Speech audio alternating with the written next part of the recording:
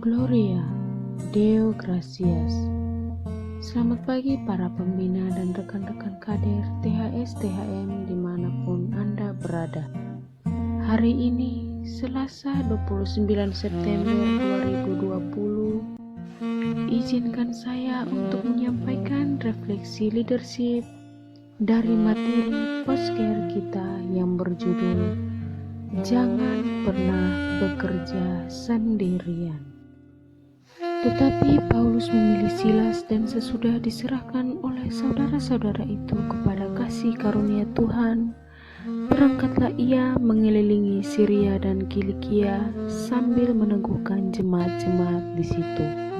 Kisah Para Rasul pasal 15 ayat 40 sampai 41. Kata Pak John Maxwell, "Saya ingin berbagi rahasia dengan Anda. Ini adalah prinsip terbesar yang pernah saya pelajari dalam area membangun orang lain. Ini rahasianya, jangan pernah bekerja sendirian." Saya tahu kedengarannya sederhana sekali, tapi itu adalah rahasia mengembangkan orang lain. Kapanpun Anda ingin wariskan pada orang lain, bawa orang lain bersama Anda. Ini bukan sesuatu yang terjadi dengan alami bagi kebanyakan kita. Hal yang umum terjadi dalam sistem pendidikan Amerika Serikat adalah ketika seorang pemimpin menanyakan pertanyaan atau memberi kuliah, para pengikutnya hanya mendengarkan dan berusaha mencerna gagasan instrukturnya. Tapi pemahat menggunakan metode lain untuk mengembangkan orang lain. Mereka menerima pekerja magang yang akan bekerja sama bersama mereka sampai mereka menguasai cara memahat dan bisa mewariskannya pada orang lain. Cara itu bisa dirumuskan sebagai berikut. Pertama, saya lakukan.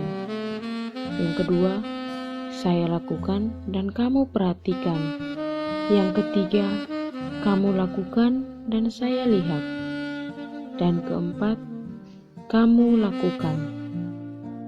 Kata Pak John Maxwell, selama bertahun-tahun memperlengkapi dan membangun orang lain, saya belum pernah menemukan cara yang lebih baik dari cara ini. Pertanyaan untuk refleksi kita hari ini, bagaimana Anda bisa mengikuti cara pemahat mewariskan ilmunya dalam hidup Anda? Para pembina dan rekan-rekan kader THS-THM yang terkasih, saya juga mengikuti cara dari Pak John Maxwell. Awalnya saya melakukan terlebih dahulu sebagai contoh agar mereka bisa belajar dan memahami. Di dalam ranting kami, saya biasanya memberi contoh dengan datang latihan tepat waktu, rajin berdoa, berdevosi, membaca Alkitab, dan melakukan hal yang baik bagi semua orang. Setelah saya lakukan, saya memberi kepercayaan kepada mereka dan mulai melihat setiap aktivitas mereka dan memantau sekaligus berlatih dan belajar. Dan pada saat itulah mereka mulai melakukan apa yang sudah saya lakukan. Dengan begitu, hal baik sudah saya wariskan kepada mereka. Saya bersyukur saya bisa hidup di lingkungan yang luar biasa dan hebat, yang terdapat mentor-mentor hebat yang mewariskan hal baik terhadap saya, dan saya juga mewariskan kepada orang lain dengan harapan mereka juga akan mewariskannya lagi.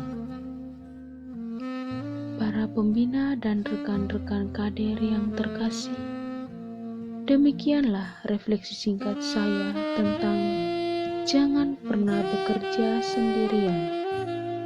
Tetap semangat dan teruslah belajar menjadi lebih baik. Terima kasih. Semoga Tuhan memberkati kita. Gloria, Deo Gratias.